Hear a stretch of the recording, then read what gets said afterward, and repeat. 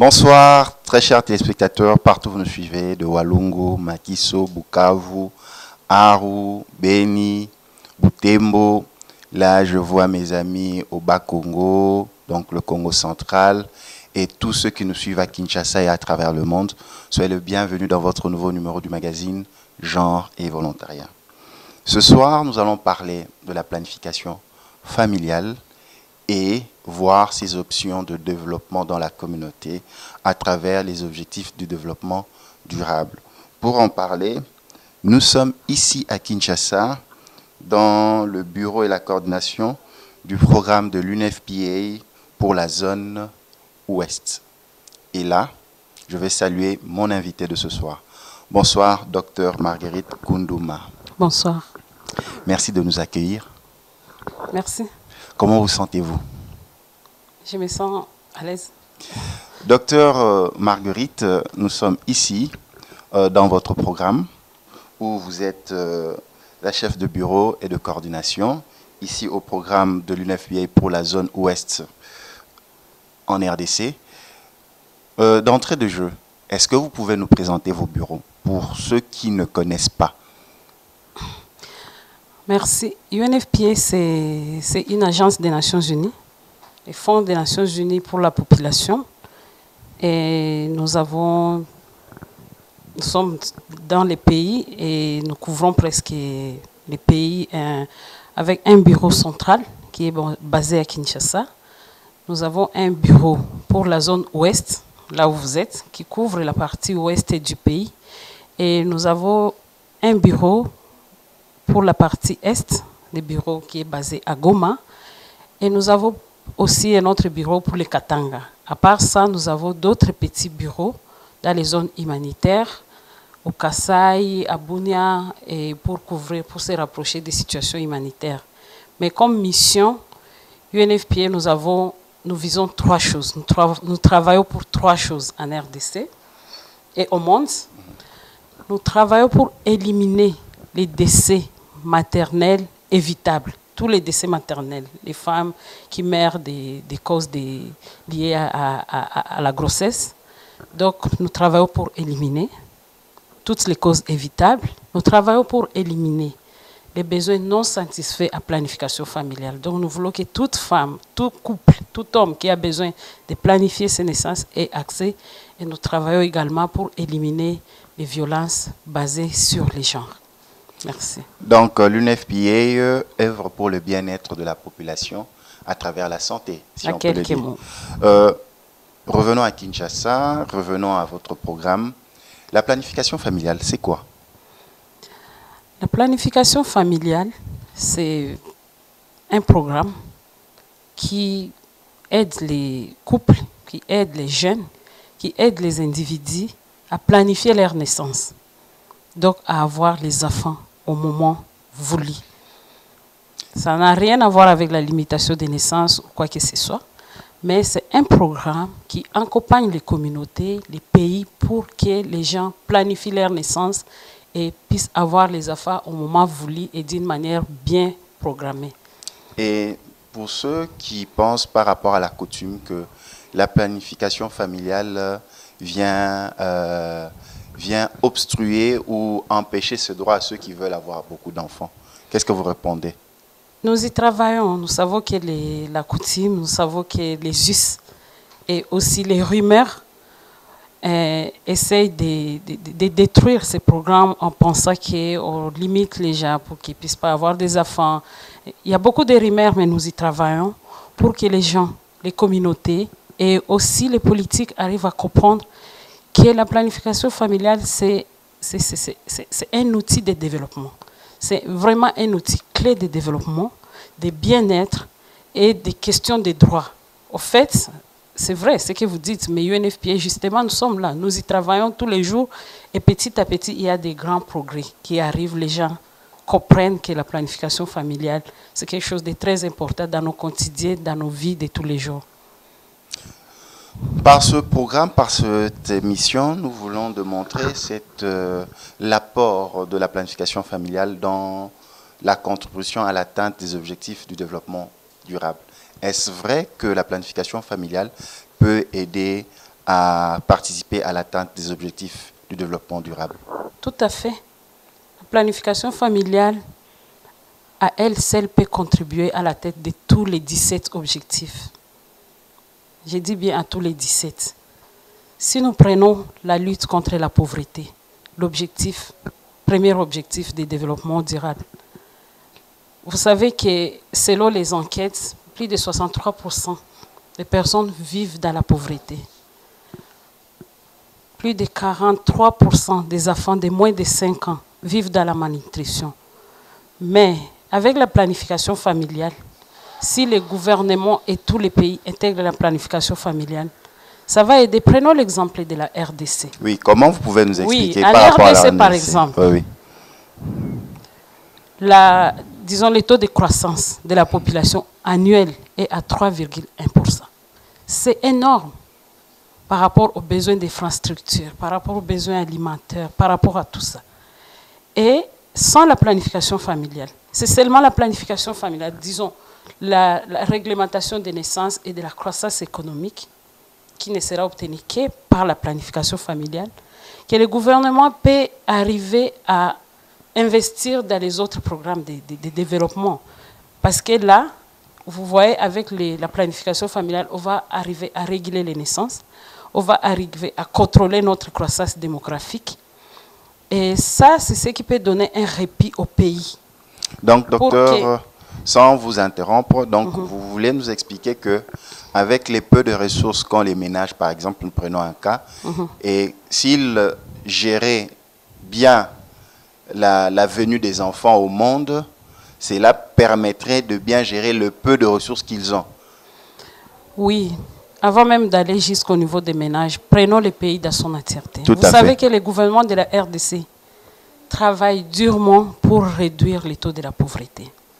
Mais cette croissance élevée de 3,1 par an avec la population que nous avons actuellement, si cette croissance n'est pas contrôlée, ça risque de compromettre les efforts des gouvernements. Pourquoi? Parce qu'on va passer le temps à soigner les enfants mal nourris, on va passer le temps à courir derrière les besoins qui n'amènent pas vraiment au développement. Mais si jamais on arrivait à contrôler la naissance, à contrôler la population, ceci fera que le peu de moyens qu'on a, qu'on investisse dans des programmes qui peuvent amener les pays à se développer tels que les infrastructures, tels que ainsi de suite. Vous savez qu'aucun pays au monde ne s'est développé sans la révolution contraceptive. Prenons la Chine, prenons les autres pays. Les gens ont regardé les revenus annuels dans les pays et aussi la population, comment elle s'augmente tous les jours. Et ils se sont dit non, arrêtons-nous. Par rapport à ce que nous produisons et par rapport au nombre de notre population, nous n'allons pas y arriver. Donc, il faut qu'on arrive à réduire les besoins. On arrive à contrôler les naissances, à contrôler la démographie. Et après, tout ce que nous produisons peut, vous voyez ce que je peux dire, peut diminuer les écarts entre les besoins et les revenus. Donc, c'est ce que j'essaie d'expliquer. La planification familiale peut aider à réduire la pauvreté. Donc, la planification familiale, très chers téléspectateurs, selon les explications de Dr Marguerite, que les frais, les moyens, les contributions de l'État sur le plan économique pour chercher à réduire les enfants, le taux des enfants malnutris, à lutter contre la pauvreté, cet argent pouvait servir, par exemple, à investir dans les infrastructures pour un développement. Or, lorsque une population est sur un taux de croissance très élevé, que les moyens disponibles pour aider cette population à mieux vivre, ça crée un état de pauvreté parce qu'il y a beaucoup de gens qui n'ont pas ces moyens pour vivre. Donc, réduire la cadence en accédant au taux de naissance est un des leviers pour garantir le bien-être de l'État congolais. Au-delà de ça, à part la lutte contre la pauvreté, à part la lutte contre la faim, il y a la santé. Avec la planification familiale. Là, nous allons maintenant dans un autre objectif. Donc là, nous passons à la santé, oui. Oui, à la santé, par exemple. Avec la planification familiale, on peut arriver à améliorer la santé des femmes. Tu vois une femme qui accouche chaque année, elle n'a pas le temps de se remettre, et elle court beaucoup de dangers, et elle peut même mourir, elle peut développer des maladies et des morbidités. Mais avec la planification familiale, une femme qui contrôle ses naissances et qui accouche avec des bons espacements, ce que je voulais dire, donc ça l'aide à rester à bonne santé. Comme nous on dit dans les programmes de santé maternelle, les 4 trous. Avec la planification familiale, on prévoit les grossesses trop précoces. Donc chez les petites filles, les grossesses trop nombreuses, des femmes qui accouchent beaucoup d'enfants et qui mettent en danger leur santé, les grossesses trop rapprochées qui mettent en danger aussi les vies des femmes, et les grossesses trop tardives. C'est avec la planification familiale. Et aussi, avec la planification familiale, on peut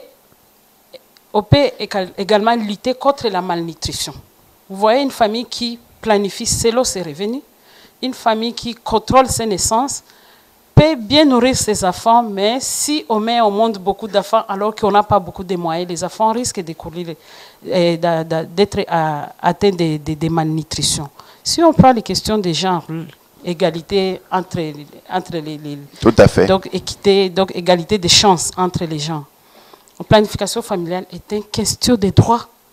Comment voulez-vous qu'une femme soit compétitive si elle accouche tous les jours? Tout le temps, oui, oui. C'est pas possible. Tout le temps, elle accouche. Si elle n'est pas enceinte, elle a un bébé. Donc, ça fait que même en milieu d'emploi, elle n'est pas compétitive. Parce qu'elle sera tout le temps dans le ménage. Oui. Elle est tout le temps en train de gérer les grossesses.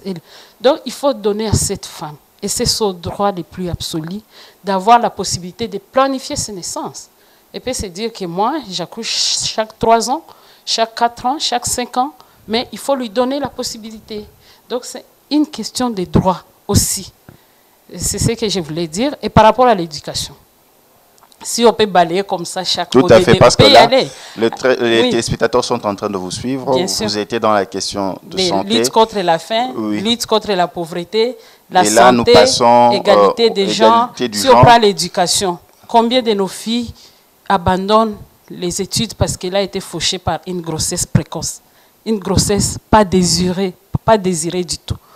Mais si on informe les adolescentes, les adolescents sur leur santé sexuelle, comment se comporter, comment éviter la grossesse, et qu'on offre les services, l'accès à la planification familiale, nos enfants ne seront pas fauchés par des grossesses qui les amènent à arrêter les études. Donc la planification familiale joue beaucoup sur la question de l'éducation. Donc avec la PEF, la planification familiale, on permet aux filles de rester le plus longtemps à l'école. À l'école, oui, oui. Oui, elle fait ses écoles primaires, elle fait ses écoles secondaires, elle peut aller à l'université. Mais si elle n'a aucune information sur sa sexualité, si elle ne peut pas avoir les moyens de contraception dont elle a besoin au moment où elle a besoin, elle peut être fauchée par une grossesse. Et quand elle est enceinte, ou soit on la marie, ou soit elle accouche, et ça l'entraîne dans un cycle de pauvreté, et ça ne l'amène pas à développer toutes les potentialités qu'elle avait. Donc, au fait, c'est ça. Et aussi l'environnement, si on prend l'environnement, si on contrôle la croissance, on ne va pas déforester tout dans forêt de déforestation. Donc, on peut aller comme ça d'un objectif durable à un objectif. Vous verrez les rôles clés que joue la planification familiale. Donc, aujourd'hui, je peux dire que la planification familiale est l'une des stratégies clés de développement que les pays et les politiques devraient vraiment intégrer pour arriver à tirer profit de leur population. Voilà, vous qui nous prenez de cours, partout où vous nous suivez dans le monde, vous êtes dans le magazine Genre et Volontariat. Ce soir, nous recevons pour vous Dr Marguerite Koundouma, chef de bureau et coordinatrice de programme UNFPA dans la zone ouest de la RDC. C'est un réel plaisir avec notre invitée de ce soir. Elle est en train de démontrer l'implication de la planification familiale pour atteindre les objectifs de développement durable en RDC. On a parlé de l'environnement, santé, on a parlé de l'égalité, on a parlé même des questions de lutte contre la pauvreté. Docteur Marguerite, nous revenons en RDC. La RDC est parmi ces pays en Afrique où la tradition est très ancrée, où la religion est très assise. Comment votre programme essaye d'entrer en contact avec la communauté pour dire que vous ne venez pas détruire la culture, la tradition, mais vous voulez aider la communauté à être mieux par des naissances désirables. Comme je l'avais déjà dit, on y travaille. Mhm. On a aidé la partie gouvernementale, les associations à avoir des partenariats avec les églises. Mhm. Vous savez qu'en RDC, les églises jouent un rôle très important. Ce qu'a dit un pasteur, c'est comme ça. Donc, on travaille avec les églises. On a des programmes où on appelle donc des programmations avec les hommes de foi, où on les sensibilise. On a des associations de jeunes dans les églises. Vous savez, les églises ont toujours des associations de jeunes, ils ont des associations des mamans, ils ont les associations donc plusieurs associations, on y travaille. Pour que les pasteurs, pour que les leaders religieux arrivent à passer le message à faveur de la planification familiale. Parce qu'il suffit qu'ils passent des mauvais messages, vous savez que ça peut atteindre combien de personnes. En RDC, au moins une personne prie quelque part. Donc c'est un bon canal, ce sont des beaux canaux qu'on utilise aussi pour essayer d'atteindre les gens. Dans la communauté, comme je vous disais, on y travaille avec des leaders coutumiers, avec des leaders communautaires. On les implique dans nos programmations, on les implique dans tout ce qu'on compte faire. Et on les implique dans la gestion des rumeurs, voir comment eux-mêmes peuvent arriver à parler, donc à faire passer des bons messages. Mais les coutumes, c'est un vrai défi. C'est un vrai défi, mais on y travaille, comme je vous disais, en impliquant les leaders coutumiers, en impliquant les associations à base communautaire qui peuvent faire passer des messages à travers les canaux respectifs de leur communauté. Ne pas amener des choses qui ne peuvent pas marcher. Les communautés sont différentes et ils ont leurs spécificités. Donc on travaille avec les associations de chaque communauté. On essaie de détecter quels sont les défis liés à telle ou telle autre communauté et quel est le canal ou les moyens les plus appropriés pour telle communauté pour faire passer des messages. Donc on y travaille. Docteur Marguerite, il y a certaines études qui démontrent que les jeunes sont plus sexuellement actifs que les adultes. D'où la question des grossesses chez les jeunes, la tranche de 12 à 24 ans. Comment intégrer cette notion? Parce que nous parlons de lutter contre la pauvreté, nous parlons des ODD, mais comment tenir compte de la planification familiale chez les jeunes? Ce que vous dites là, c'est absolument vrai. Les études ont prouvé que la sexualité est devenue très précoce. Donc les enfants commencent la sexualité trop jeunes. En RDC, en Afrique, même ailleurs. Et de plus en plus, la planification familiale, pour le moment, c'est un programme qui cible beaucoup plus de jeunes. Les adultes aussi, mais on a un grand focus sur les jeunes. Parce que les ODD, c'est 2030. Les filles de 11 ans aujourd'hui seront les adultes à 2030. Tout à fait, oui. Et les garçons seront les adultes. C'est ça, non? Donc, on travaille avec eux. On leur donne des informations pour que, déjà dès maintenant, d'abord, ces informations les aident à ne pas attraper des grossesses précoces. Et aussi, quand ils seront en ménage, en couple, qu'ils soient déjà bien informés, hommes, filles comme garçons, bien informés pour mieux gérer leur famille plus tard, en lien avec la planification familiale. Au travail avec des écoles, on a des programmes avec des écoles. Donc, on intègre des programmes dans les écoles. Il y a des modules comme ça, des sexualités à milieu scolaire. Au travail, dans les jeunes à milieu non scolaire, c'est une cible difficilement atteignable, mais il y a des ONG, il y a des églises qui encadrent ces jeunes-là, les jeunes des rues, les jeunes qui ne sont plus à l'école, les jeunes filles mères sans emploi. Donc, on essaie d'encadrer toutes les catégories. Pour ceux qui sont à l'école, bon, on a la chance qu'en RDC, la plupart sont à l'école et on s'est dit, on se focalise à l'école avec des programmes de sexualité en milieu scolaire. Et on y travaille. UNFPA a appuyé le gouvernement à travers son programme national de santé et de reproduction. UNFPA avec d'autres partenaires pour que dans les écoles, on parle aux enfants sans tabou de leur sexualité, des risques de grossesse. Et ceux qui sont en dehors de l'école aussi, il y a des programmes appropriés pour qu'on leur parle des questions de la planification familiale. Ce que vous avez dit là, c'est vrai. À un moment donné, on a pensé qu'il fallait parler aux couples. Les gens qui sont déjà en couple, parce que ce sont eux qui mettent au monde. Non. Il faut aller jusqu'au niveau des petits, donc au niveau des adolescents à partir de 10-11 ans. Commencer déjà à donner les formations à ces enfants pour que les grossesses ne les fauchent pas en cours de leur scolarisation. Et aussi les préparer pour être des adultes bien informés.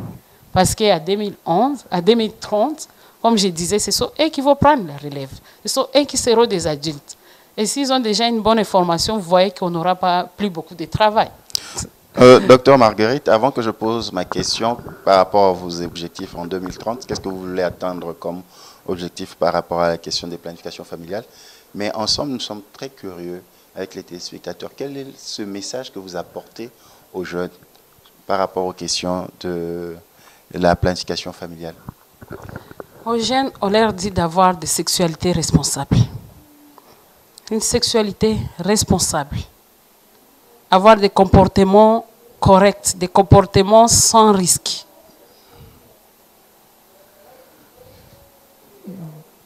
D'abord, on demande aux jeunes de faire l'abstinence. Celles qui ne peuvent pas s'abstenir, on leur donne les moyens de prévenir les grossesses, de prévenir les maladies sexuellement transmissibles. En leur donnant des préservatifs. Il y a des préservatifs, les jeunes peuvent utiliser toutes les méthodes pour la planification familiale. Les jeunes peuvent utiliser, on leur met et on explique et chaque jeune choisit ce qu'il lui faut pour prévenir des grossesses et je vous assure, ça a marché. Longtemps, on a fait la politique d'Autriche en disant non, on ne va pas parler de sexualité à nos enfants. Non, moi je suis dans ce programme et je vous dis, on a un nombre très élevé de jeunes qui viennent solliciter les méthodes de planification familiale. Et ils les utilisent et ça les aide. Donc les messages clés, c'est aux jeunes d'avoir des comportements responsables, des comportements sans risque par rapport à leur sexualité. À part les grossesses non désirées, vous leur protégez contre les IST, contre les IST, contre les VIH, contre l'hépatite B, qui est une maladie sexuellement transmissible très mortelle, dont on ne parle pas. Et on protège les enfants contre tout ça aussi. Et pourquoi parler de l'objectif 2030? C'est quoi l'objectif 2030? L'objectif 2030, c'est un objectif qui s'est fixé, les États, au niveau global. Tous les États se sont fixés un objectif. Donc, on s'est dit qu'en 2030, voilà ce que nous voulons que notre monde soit. Et les États ont travaillé. Les États ont travaillé à travers des mécanismes très participatifs pour arriver à se fixer ces objectifs réalistes que le monde doit atteindre en 2030. Et vous, les structures comme les structures, maintenant, vous venez vous greffer aussi, vous accompagner. Nous accompagnons les gouvernements, nous accompagnons les pays à arriver à atteindre ces objectifs qui se sont fixés eux-mêmes. Parce que, comme je l'ai dit, ça a été un mécanisme très participatif, ça a amené tout le monde autour de la table et d'une manière réaliste, tous les États se sont dit à 2030, nous voulons être là. Et maintenant, nous, les agences des Nations Unies, les ONG, les bailleurs de fonds, et les ONG nationales comme internationales, les églises et tous les acteurs au travail pour accompagner les efforts des gouvernements, pour les amener à cet objectif qui se sont fixés pour 2030. Maintenant, parlons de la femme. Vous êtes docteur. Quelles sont les différentes méthodes de planification familiale qui sont disponibles ici, selon l'UNFPA pour les femmes? Il y a plusieurs méthodes. Il y a des méthodes qu'on appelle les méthodes naturelles, où on demande à la femme de s'éloigner de son mari. Ça, nos parents, nos ancêtres l'ont fait. La planification familiale est vieille, très vieille, est vraiment vieille. C'est quelque chose qui a commencé depuis. Donc, si vous vous souvenez peut-être que pas, avant, lorsque la femme allait dans son mariage, lorsqu'elle accouche, on la levait du côté de son mari. Elle allait vivre avec sa belle-sœur, sa belle-mère, pour que la femme atteigne au moins 2 ans. Et puis, elle rentrait dans les ménages. Ça, c'est aussi des méthodes qui existent, on appelle les méthodes naturelles. il y a des méthodes d'abstinence. Pendant telle ou telle période, la femme ne doit pas avoir les relations sexuelles avec son mari parce qu'elle a des risques de tomber enceinte. Et là, ces méthodes, il y a beaucoup de défis. Parce qu'on a aussi le problème d'analphabétisme. Souvent, les femmes ne contrôlent pas ça. Souvent, les hommes aussi ne comprennent pas. Et par rapport à ça, on met toujours des protections. Donc, pendant cette période-là, on ne demande pas à la femme de s'abstenir nécessairement, mais on leur donne des contraceptifs, par exemple. De telle à telle période, utiliser les contraceptifs. Parce que, bon, il y a des couples qui ne parviennent pas à s'abstenir pendant parce qu'il y a beaucoup de défis, comme je le disais. Et il y a aussi des méthodes contraceptives modernes. Et là, il y a plusieurs types. Je ne vais pas rentrer dans les détails. Il y a plusieurs types. Il y a les oraux, où la femme prend ses pilules pour se protéger contre la grossesse. Il y a des implants, où on met un implant. Il y en a pour 3 ans, il y en a pour 5 ans. Si la femme met ça, elle est protégée pendant cette période-là. Il y a aussi les dispositifs intra-utérines qu'on place dans l'utérus de la femme pour qu'elle ne puisse pas tomber enceinte. Et il y a aussi une autre méthode qui concerne les hommes. Et là, on parle des ligatures donc les ligatures des canaux inférieurs de l'homme. Ça veut dire que c'est l'homme qu'on va boucher. C'est l'homme qu'on va, disons, et puis, si je peux utiliser le terme, que tout le monde comprend qu'on peut castrer pour que l'homme ne soit plus à mesure d'enceinter une femme. Ah là, je vois aucun homme accepter cela. S'il y a des hommes qui acceptent, ces programmes existent, ça existe, où l'homme dit carrément non, je ne veux pas qu'on touche ma femme, donc c'est moi que vous appliquez sur moi cette méthode. Donc, je ne vais plus donner de grossesse, mais ça n'a rien à voir avec la sexualité. Non. La sexualité reste normale, mais seulement l'homme ne va plus jamais engrosser une femme de toute sa vie. Non. Oui, ça marche et il y a des hommes qui ont pris ça et ça a bien marché. Docteur, devant qui, où est-ce qu'on peut avoir ces genres d'informations? C'est auprès des hôpitaux, c'est dans les ONG? Par exemple, ceux qui nous suivent, bon oui, Symphorien, docteur Marguerite est en train de parler pour la planification familiale. Où est-ce qu'on peut avoir ces explications-là? Il faut venir à l'UNFPA, il faut aller dans un centre de santé. Qui sont habilités à donner ce genre d'informations? Les centres de santé, les structures sanitaires, les hôpitaux, les centres de santé ont les informations. Même dans nos quartiers, ils peuvent en retrouver. C'est ce que j'ai dit. Depuis très longtemps, on a travaillé au niveau des structures sanitaires, au niveau des hôpitaux. Mais on a trouvé que ce n'était pas suffisant. Ce n'était pas si suffisant que ça. C'est comme ça qu'on a mis des méthodes, donc des mécanismes avec des stratégies avancées. On a des agents de distribution à base communautaire. Et maintenant, on implique beaucoup plus de jeunes là-dedans. Et ils vont de porte à porte pour apporter de l'information. Parce qu'on s'est dit, avec la conjoncture, souvent une maman qui va au marché, c'est difficile pour elle de quitter, de laisser et d'aller chercher les formations. Mais on veut maintenant que les formations la trouvent là où elle est.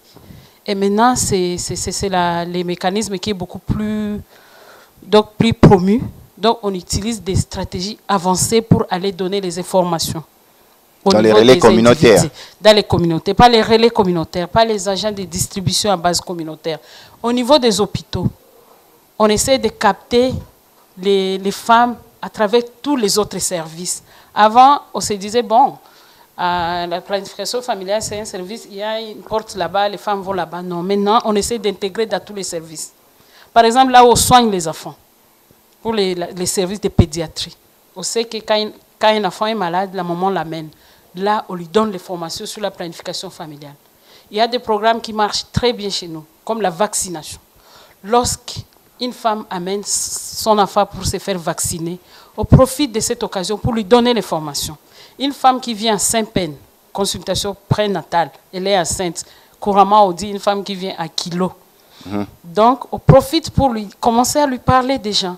À 10 ans, comme tu es enceinte, après avoir accouché, tu veux pas il faut lui donner l'avantage de prendre la planification familiale pour qu'elle se repose, pour qu'elle se reconstitue avant d'affronter une autre grossesse. Il y a ça aussi qu'on utilise. Donc, on utilise plusieurs canaux Au niveau des jeunes, comme je disais, au niveau des écoles, maintenant, on veut aller au niveau des écoles, on forme les enseignants pour que les enseignants parlent aux enfants. Les jeunes qui sont dans la rue, qui ne sont pas dans les écoles, on les atteint aussi par plusieurs canaux. On forme même des ADBC, donc des agents en base communautaire, des relais ou des pères éducateurs parmi ces jeunes-là pour qu'ils parlent à leurs amis, à leur langage. Moi et toi, on peut parler à ces jeunes, ils ne vont rien comprendre. Mais si c'est un de leurs qui leur parle, vous voyez, les messages passent si facilement. Donc, on utilise plusieurs canaux maintenant pour donner les formations. Avant, on se disait au niveau des hôpitaux, mais c'est plus suffisant. Une femme qui accouche, il faut lui parler. Ça, on appelle la planification postpartum. Une fois qu'elle accouche, directement, vous la protégez contre une autre grossesse jusqu'à ce qu'elle soit en mesure de la frotter et ne pas avoir comme ça une grossesse, comment dirais-je, accidentelle, alors que le bébé est encore trop jeune, alors qu'il ne s'est pas encore bien reconstitué. Donc, on y travaille. Docteur, vous avez mentionné des éléments très importants. J'ai deux petites questions. La première, est-ce que ces informations pour y accéder sont gratuites? Et puis de deux, l'homme. Oui, c'est la femme qui va à l'hôpital, on le dit non, maman, sukoyo, de l'action planification familiale, salabo. Mais l'homme n'est pas informé, elle va rentrer encore chez l'homme. Est-ce que ce qu'elle va entendre, ce sont les obligations de son homme, ou l'homme va entendre les conseils donnés par l'hôpital à sa femme? Ou vous invitez aussi les hommes, ou les hommes aussi, voulais-je dire, ont accès aussi à ces informations. Vous invitez la femme et l'homme pour les informer. Voilà mes deux petites préoccupations. Une préoccupation très pertinente. L'homme, au niveau des programmes de la santé, de la reproduction, le programme national, il y a toute une composante qui ne cible que l'homme. Et on appelle l'implication de l'homme dans la santé, sexuelle et reproductive. Sans l'homme, ce n'est pas possible d'avancer. Donc, il faut impliquer l'homme. Il faut donner les formations à l'homme. Nous connaissons les statuts faibles de la femme dans nos communautés. Le statut de la femme est encore très faible. La femme n'est pas encore donc, au niveau de négocier avec son homme pour dire que, écoute, moi j'ai mes 4 enfants, maintenant je m'arrête là, je prends mon éplon. Mais on travaille avec les hommes, les associations des hommes, comme je vous disais, les leaders coutumiers, les leaders religieux, les autorités politiques, les bourgmestres, les chefs, donc pour impliquer davantage l'homme. Parce qu'on a compris que c'était un vrai frein, que c'était un vrai défi de parler qu'à la femme, parce que le statut de la femme maintenant ne lui permet pas. Mais de l'autre côté, on travaille aussi sur la politique. Il y a une loi sur la santé de la reproduction. Elle suit sa cour, la loi. Il est en train de suivre les procédures jusqu'à, on prie Dieu pour qu'il soit adopté. C'est une loi qui va essayer d'élever le statut de la femme pour que la femme soit en mesure de prendre sa décision pour dire que voici, maintenant, j'ai les 4 enfants, je peux avoir ma méthode contraceptive sans nécessairement que j'ai l'autorisation de qui que ce soit. Donc, on y travaille. Donc, comme je vous disais, c'est un problème aussi lié à l'égalité l'égalité des chances entre les sexes. La planification familiale a aussi un rôle à jouer là-dedans. Donc, il y a cette loi dont on est en train de pousser. Donc, les associations féminines sont en train de pousser pour arriver à élever un peu le statut de la femme, pour que la femme soit en mesure de négocier donc, sa planification familiale sans attendre une quelconque autorisation. Mais l'homme est le partenaire le plus essentiel dans l'affaire. Donc, on implique les hommes, on veut que les hommes comprennent et ça marche. On a des résultats. On n'est pas encore arrivé là où on veut, mais ça marche. Je connais les hommes qui eux-mêmes viennent demander. Avant-hier, on a célébré la journée mondiale de la contraception. J'ai vu des hommes tenir les mains de leurs femmes, les amener pour la planification. C'est l'homme qui souffre, hein? C'est l'homme qui cherche l'argent. Parfois, il y a bien sûr pas dans tous les couples, mais il y a des couples où l'homme doit creuser la tête pour que la femme et les enfants mangent. Et dans les couples où la femme ne fait qu'accoucher chaque année, cette femme n'apporte rien dans les foyers, c'est ça, non? Elle est soit enceinte, soit bébé, soit enceinte. Même vendre au marché, ça devient compliqué. Donc l'homme doit souffrir seul, monter, descendre, trouver l'argent pour que la famille mange. Docteur, Et il y a des hommes qui ont compris que... petite question, est-ce que ces informations aussi sont gratuites? Gratuites. Et il y a de ces hommes qui ont vu chez leurs amis. Ah, regardez la femme de mon collègue ici, de mon voisin, qui planifie bien ses naissances. Elle va au marché, elle travaille, elle apporte quelque chose, moi j'apporte quelque chose, les foyers avancent. Et de plus en plus, je vous dis, ce sont les hommes qui commencent à amener les femmes. Parce qu'on les a beaucoup impliqués, mais ce n'est pas encore au niveau où nous voulons. Il y a encore ce défi qui est toujours là. Dans des milieux urbains, peut-être ça passe, mais dans des milieux ruraux, on y travaille. On y travaille et petit à petit, les résultats commencent à venir. Docteur, nous entendons déjà la dernière ligne droite de notre entretien si riche. Les personnes vivant avec un handicap, les aveugles, les sourds, muets, toutes ces catégories de nos compatriotes, de nos concitoyens, pensez-vous aussi à la planification familiale pour eux? Par exemple, les personnes qui n'entendent pas, qui ne voient pas, les personnes vivant avec un handicap. Est-ce qu'on pense aussi à eux? À UNFPA, nous disons ne laissez personne derrière. Personne. Il faut impliquer tout le monde. En tout cas, nos programmes prennent en compte, c'est parmi des innovations. Au niveau des Nations Unies, au niveau des autres agences, au niveau des autres organisations, pour prendre en compte les groupes spécifiques, comme on les appelle. Donc, ce sont des gens qui sont nés différemment, ou bien qui sont différents des autres à cause d'un accident ou quelque chose. Ils ont les droits, comme nous tous. Une femme qui est sourde-muette ou bien malentendante, il faut lui donner les formations avec une personne, et on y travaille. Une personne qui parle son langage, c'est comme je vous disais. Donc, on essaie d'impliquer tout le monde, toutes les catégories, pour avoir des pères éducateurs, pour qu'on leur parle, pour que les gens se parlent dans les langages où ils se comprennent bien.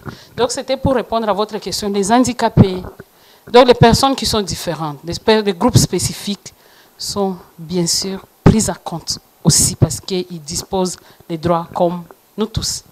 Docteur Marguerite, c'est déjà la fin de notre entretien. Quel est le message que nous pouvons retenir de votre passage dans notre magazine Genre et Volontariat? Le message clé, c'est que la planification familiale, c'est avant tout une question de développement. C'est vraiment une question de développement parce que dans l'entretien ici, nous avons démontré ensemble qu'avec la planification familiale, on peut atteindre tous les ODD. On l'a démontré. Donc la planification familiale, c'est une question de développement.